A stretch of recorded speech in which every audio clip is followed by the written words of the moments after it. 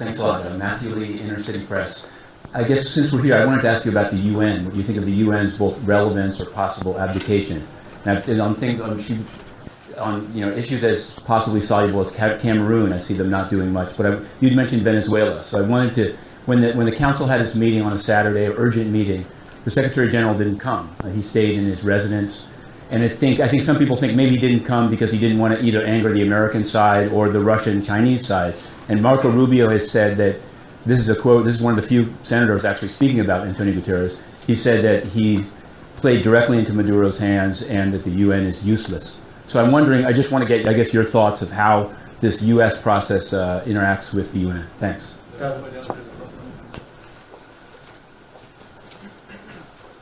Excited, what can I tell you? In terms of the UN, no, I don't think the UN, look, I think it's important to separate the Security Council versus the other parts of the UN. In terms of the Security Council, I can't remember who it was, whether it was Richard Haas or somebody else, who basically said, blaming the Security Council, I think it was time for the inability to do anything about, it might have been the Balkans or something, it's like blaming Madison Square Garden for the Knicks.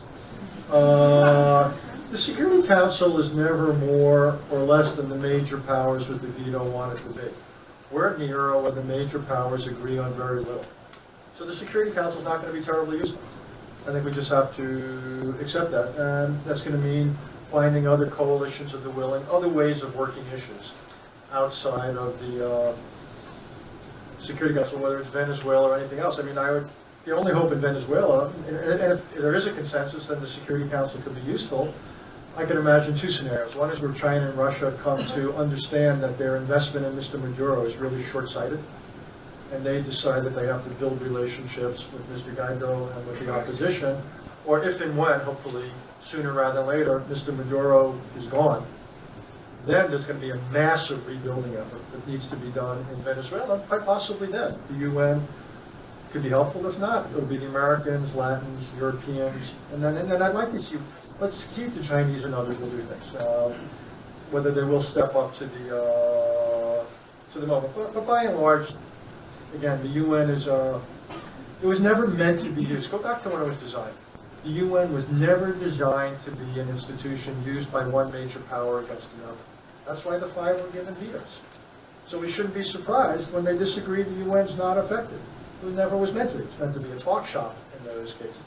To me, the real challenge for the UN is to focus on the parts of the UN that the UN controls. And that's things like peacekeeping and the rest. And build up real capability that's not corrupt, that doesn't do violence to the people it's meant to protect, particularly women and girls. Let's improve that. Let's improve the ability of the UN to deliver services. Let's do something about the spoil system, about the corruption, about the incompetence. That's what the UN has real control over. That's not, can't blame that one so easily on the great powers. So that's what I would focus on. I realize it's dangerous to say this sitting across the street, but there you go. Won't be invited back. Europe.